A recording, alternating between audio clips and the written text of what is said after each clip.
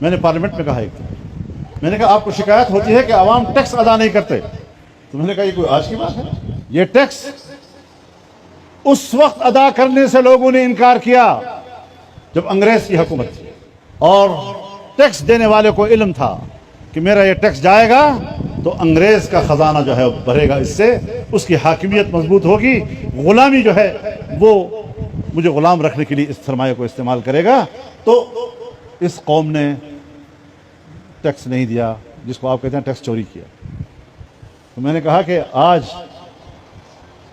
77 سال کے بعد کیا تمہارے وتیرے بدل گئے ہیں؟ لوگوں کو پتہ نہیں کہ IMF کے قرضے، FATF کے تحت قرضے، یورپ کے قرضے، ورلڈ بینک کے قرضے، ایشین بینک کے قرضے، امریکہ کے قرضے، مغرب کے قرضے، آپ ہم سے ٹیکس لیں گے تو آج بھی تم نے ان کو ادا کرنا ہے، ان کے خزانوں کو بھرنا ہے۔ قوم ان کے خزانوں کو اپنے ٹیکس سے بھرنے کے لیے تیار نہیں ہو رہی۔